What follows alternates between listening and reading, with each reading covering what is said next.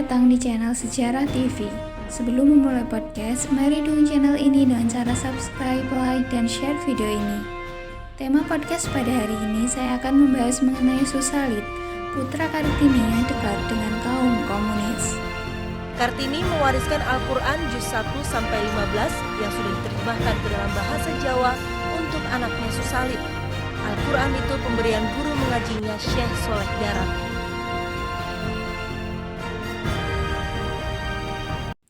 Raden Mas Susalit Djoyo Adiningrat lahir di Rembang, Jawa Tengah, tanggal 13 September 1904.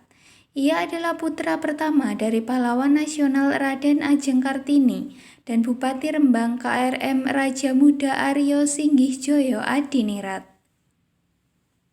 Susalit adalah saudara seayah dengan Abdul Majid Djoyo Adiningrat, tokoh Perhimpunan Indonesia dan Partai Sosialis Indonesia yang pernah menjabat Menteri Muda Urusan Sosial pada Kabinet Syahrir III.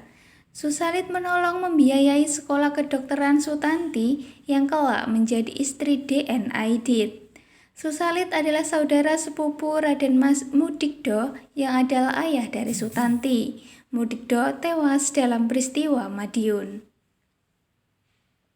Bagaimana latar belakang sejarah kedekatan Susalit dengan kaum kiri? Pada September 1948 terjadi peristiwa Madiun di mana kaum komunis memberontak. Tentara yang dianggap kiri di Jawa Tengah dan Jawa Timur menguasai Madiun dan sekitarnya. Lantas, sebuah dokumen yang dianggap milik kaum pemberontak jatuh ke tangan tentara pemerintah. Dalam dokumen itu nama Susalit disebut sebagai orang yang diharapkan. Kebetulan Susalit memang punya kedekatan dengan beberapa orang kiri di Indonesia pada masa revolusi. Kakak tirinya yang lain, Abdul Majid Djoyo Adiningrat, juga berpaham komunis sejak bersekolah di Belanda.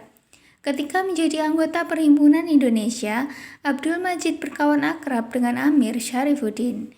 Keduanya menjadi menteri pada Kabinet Syahrir.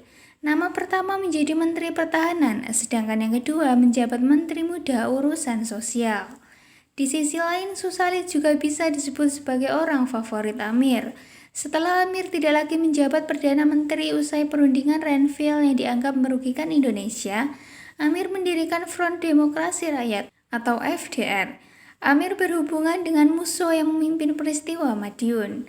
Amir sendiri akhirnya dianggap terlibat dalam peristiwa Madiun yang berujung eksekusi mati oleh tentara pemerintah. Sekitar peristiwa Madiun adalah masa sulit bagi Susalit. Sepupu Susalit, Raden Mas Mudikdo yang menjabat komisaris polisi, dihukum mati karena ia dianggap komunis. Mudikdo adalah ayah dari Sutanti yang belakangan menikah dengan Ahmad Aidit alias Dipa Nusantara Aidit, ketua CCPKI terakhir. Hubungan baik Mudikdo dan Susalit dilanjutkan oleh putri dan menantunya, Sutanti dan Aidit. Iwan Aidit, salah seorang putra Aidit dan Tanti, bahkan memanggil Susalit dengan panggilan Eyang. Tak hanya punya saudara-saudara sedarah komunis, Susalit juga cukup populer di kalangan laskar kiri, yang separuhnya memang terlibat dalam pemberontakan Madiun.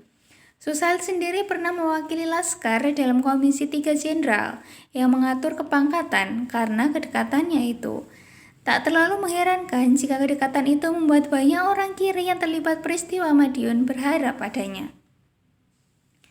Tapi tak pernah jelas apakah Susalit benar-benar komunis atau bukan. Keterlibatannya dalam peristiwa Madiun juga tak pasti karena tak pernah melalui proses peradilan. Tapi Susalit ujungnya tetap diamankan para petinggi tentara akibat pecahnya peristiwa Madiun. Ia tadinya dijadikan tahanan rumah, sampai kemudian dibebaskan oleh Presiden Soekarno. Demikian penjelasan mengenai Susalit, putra Kartini yang dekat dengan kaum komunis. Apabila ada pertanyaan dapat ditanyakan di kolom komentar. Jangan lupa untuk terus dukung channel ini dengan cara like, subscribe, dan share video ini. Terima kasih.